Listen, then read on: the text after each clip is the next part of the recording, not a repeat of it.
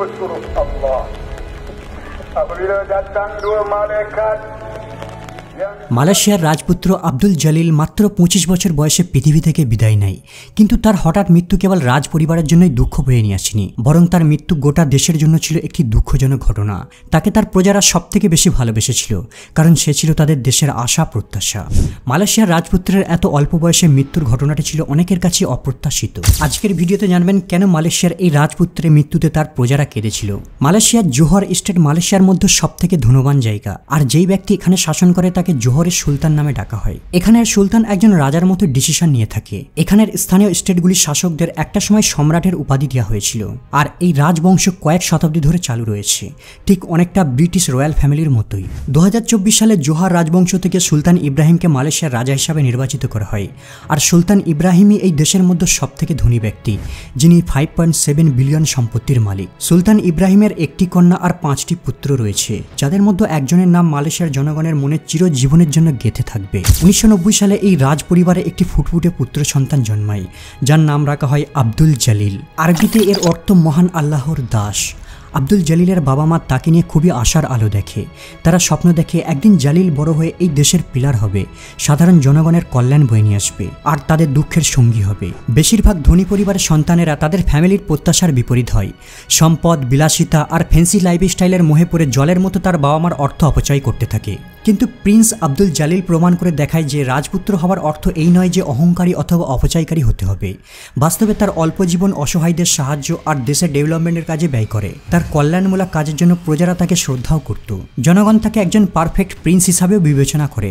High school পাশ করার পর আব্দুল জলিল প্রাণীবিদ্যা নিয়ে পড়ার আগ্রহ দেখায়। প্রাণীদের প্রতি তার এতটাই ভালোবাসা ছিল যে সে সিঙ্গাপুর চিড়িয়াখানায় সরীসৃপ বিভাগে তত্ত্বাবধায়ক হিসেবে প্রায় 1 বছর কাজ করে। রাজপুত্র প্রাণীদের জীবন নিয়ে এতটাই মন্ত্রমুগ্ধ হয়ে পড়ে যে সে তার পড়াশোনাকে কন্টিনিউ রাখার জন্য লন্ডনে ডিগ্রি নেবার জন্য জুওলজিক্যাল সোসাইটি অফ লন্ডনে অ্যাডমিশন নেয়। 2 বছর গ্রেট ব্রিটেনে প্রাণীবিদ্যা নিয়ে পড়াশোনার পর সে এখান থেকে ডিপ্লোমা রিসিভ করে, আর সে স্বদেশ ফিরে আসে। যেহেতু আব্দুল জলিল একজন সুলতানের পুত্র, তাই দেশে ফিরতেই তার বাবা তাকে রাষ্ট্রের প্রশাসনিক বিভাগের একটি উচ্চ পজিশন অফার করে। কিন্তু জলিল এই বিশেষ প্রস্তাবটিকে বাতিল করে দেয়, আর সে ঠিক করে অ্যানিম্যাল নিয়েই পড়াশোনা করতে থাকবে, আর ওরাংটংদের টেক কেয়ার করার জন্য মালয়েশিয়ার কাবিলি সেপিলোক ফরেস্ট রিজার্ভে জব করা শুরু করে দেয়। বেশ কিছুদিন এখানে জব করার পর সে উপলব্ধি করতে পারে যে কেবল প্রাণীদের নয়, পাশাপাশি মানুষদেরও সুরক্ষার প্রয়োজন রয়েছে। এই কারণে অসহায় অভাবগ্রস্ত মানুষদের সাহায্য করতে অসংখ্য অর্গানাইজেশনকে ফান্ডিং দেওয়া শুরু করে। সে মালয়েশিয়ান রেড ক্রিসেন্ট সোসাইটিকে সক্রিয়ভাবে সাপোর্ট করে। এই অর্গানাইজেশনটির মূল কাজ ছিল গরিবদের অর্থদান করা, হসপিটাল গড়া, বিপর্যয়গ্রস্ত মানুষদের আশ্রয় দেওয়া, আর সর্বত্র অ্যাম্বুলেন্স পৌঁছে দেওয়া। যেহেতু সে একজন রাজ পরিবারের ছেলে ছিল, তাই তার বিপুল অর্থ ডোনেট করার মধ্য দিয়ে এইসব অর্গানাইজেশনগুলিকে অনেক বড় করে তোলে। যখন জলিল 21 বছর বয়সে পা রাখে, সে একটি অদ্ভুত সিদ্ধান্ত গ্রহণ করে তার পরিবারকে চমকে দেয়। আব্দুল জলিল ঠিক করে সে নাগরিকদের নিরাপত্তা দেওয়ার জন্য একজন পুলিশ অফিসার হবে। তাই সে the Royal Malaysian Police Training সেন্টারে নাম নথিভুক্ত করে, আর 1 বছর ট্রেনিং নেবার পর সে পুলিশ ডিপার্টমেন্টে ইন্সপেক্টরের জব পায়। আব্দুল পুলিশে সার্ভিস করে এতটাই আনন্দিত হয় যে সে আরো বড় সারপ্রাইজ দেয় তার পরিবারকে। সে মালয়েশিয়ান স্পেশাল ফোর্সের ট্রেনিং নেওয়া শুরু করে। মাত্র 23 বছর বয়সে সে স্পেশাল অ্যাকশন ইউনিটের কঠোর পরীক্ষায় পাশ করে, আর অ্যান্টি টেরোরিস্ট ইউনিটে জয়েন হয়। আব্দুল জলিল ছিল মালয়েশিয়ার রাজ পরিবারের মধ্যে একমাত্র সন্তান যে পুলিশ স্পেশাল ফোর্সে জয়েন হয় সার্ভিস করার জন্য। কেবল পুলিশ অফিসার হওয়াই তার একমাত্র লক্ষ্য ছিল না। যখন তার বয়স ছিল 20 বছর, সে বোট চালাতে খুবই পছন্দ করত। যদিও অন্যান্য রাজপুত্রদের মতো সে লাক্সারি ইয়াট রাখা পছন্দ করত না, তবে তার ছিল অনেকগুলি পালতোলা নৌকা যাদের সে সহজেই একাই ম্যানেজ করতে পারত। তার লক্ষ্য ছিল ইয়ং জেনারেশনদেরও বোট সেলিংয়ে আকর্ষণ করা। এই কারণে সে একটি বিশেষ প্রোগ্রাম লঞ্চ করে। সে প্রায় 10,000 সাধারণ স্বদেশবাসীদের নিজের খরচে বোট কিনে দেয়, আর তাদের বোট রেসিংয়ের জন্য ট্রেনিং দেয়। 23 বছর বয়সে জলিল চালু করে লিগা লায়ার মালয়েশিয়া। এটা একটা বোট রেসিং কম্পিটিশন। এখানে বিজেতাদের ক্যাশ প্রাইজ দেওয়া হয়। এই বোট রেসিংটি মালয়েশিয়ান জনগণদের মধ্যে খুবই জনপ্রিয় হয়ে ওঠে, আর এখান থেকে ট্যালেন্টেড বাছাই করা ক্রীড়াবিদরা ইন্টারন্যাশনাল বোট রেসিংয়ে পার্টিসিপেট করে দেশের সম্মান বৃদ্ধি করে। একজন প্রকৃতির রক্ষাকর্তা, একজন দক্ষ ক্রীড়াবিদ, আর একজন টাপ স্পেশাল ফোর্স অফিসার, এতগুলো গুণের অধিকারী রাজপুত্র আব্দুল জলিল, যাকে তার প্রজারা জনগণের মনের সম্রাট বলে ডাকত। সবাই তাকে নিয়ে দেশের উজ্জ্বল ভবিষ্যতের কথা চিন্তা করেছিল, কিন্তু তাদের সবার হোপ বানের জলে ভেসে যায় শুধুমাত্র একটা ভয়ানক রোগের কারণে, স্টেজ 4 লিভার ক্যান্সার। 2014 সালে যখন প্রিন্সের বয়স 24 বছর হয়, তার এই ব্যাধিটি প্রকাশ্যে আসে। ধীরে ধীরে তার ওজন কমতে থাকে, সে ফুলতে থাকে, আর প্রচণ্ড ব্যথা অনুভব করতে থাকে। কিন্তু তার এই ভয়ানক রোগের খবর পেয়েও সে এক মুহূর্তের জন্য ভেঙে পড়েনি, বরং সে মালয়েশিয়ান রেড ক্রিসেন্ট সোসাইটির হয়ে কাজ কন্টিনিউ চালিয়ে যায়। এই চ্যারিটির সে একজন ভাইস প্রেসিডেন্ট। ওই বছরই মালয়েশিয়ায় প্রচণ্ড বৃষ্টিপাত হয়, ভারী বর্ষণে নদীগুলো উপচে পড়ে আর কয়েক হাজার ঘরবাড়িকে ভাসিয়ে দেয়। প্রায় 4000 ক্ষতিগ্রস্তদের বিপর্যয় এলাকা থেকে উদ্ধার করে নেওয়া হয় আর তাদের সাহায্যের প্রয়োজন পড়ে। অসুস্থ আছে জানার পরেও আব্দুল জালিল এদের ত্রাণ দিয়ে সাহায্য করে যায়। তার এই সাহায্যের কারণে বহু মানুষ নতুন করে জীবন ফিরে পায়। অন্যদিকে ট্রিটমেন্টে ধ্যান না দেওয়ার কারণে তার শরীর আরও খারাপ হতে থাকে। তার বাবা সুলতান ইব্রাহিম জোর করে জালিলকে হসপিটালে ভর্তি করে। যদিও প্রিন্সকে মালয়েশিয়া আর চায়নার বেস্ট ডাক্তারদের চিকিৎসা করা হয়, কিন্তু তারপরেও তাকে বাঁচানো সম্ভব নয়। তার সময় ঘনিয়ে আসছে। কেবল একটাই আশার আলো বেঁচে রয়েছে, লিভারকে প্রতিস্থাপন করা। যদিও এই অপারেশনটি সাকসেস হয়, কিন্তু দুর্ভাগ্যবশত আব্দুলের পৃথিবীতে বেঁচে থাকার জন্য কেবল হাতে গোনা কয়েকদিন সময় রয়েছে।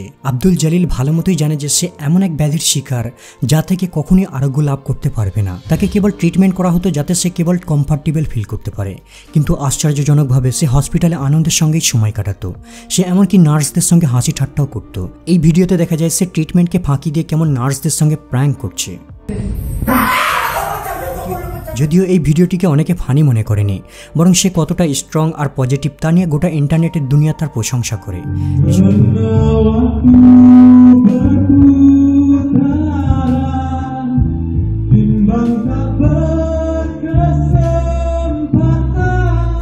ডিসেম্বর 2015 সালে 25 বছর বয়সে আব্দুল জালিল পৃথিবী থেকে চির বিদায় নেয়। রাজপুত্রের এই মৃত্যুর সংবাদে গোটা মালয়েশিয়ায় শোকের ছায়া নেমে আসে। তার লাশকে চীন থেকে প্লেনে করে মালয়েশিয়ায় আনা হয়। রাজপুত্রকে শেষ বিদায় জানাবার জন্য হাজার হাজার জনগণ রাজপ্রাসাদের সামনে জমায়েত হয়। তার কফিনের উপর একটা পুলিশ ক্যাপ আর একটা তলোয়ার রাখা হয়, যা রিপ্রেজেন্ট করে তার সর্বস্ব দিয়ে সাধারণ নাগরিকদের সে প্রোটেক্ট করে।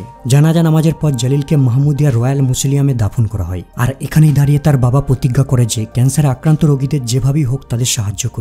রাজা তার প্রতিজ্ঞাকে ফুলফিলও করে। সে স্টেট ক্যাপিটাল জোহার বারুতে মালয়েশিয়ার মধ্যে সবথেকে বড় ক্যান্সার সেন্টার বিল্ড করে। রাজকুমারের সম্মানে এই নামকরণটি করা হয় টুঙ্কু লাকসামানা জোহার। মালাই ভাষায় লাকসামানার অর্থ নৌ সেনাপতি, যা জোহার রয়্যাল ফ্যামিলির লোকেরা আব্দুল জালিলকে উপহাস চালে বোঝাতে চেয়েছে।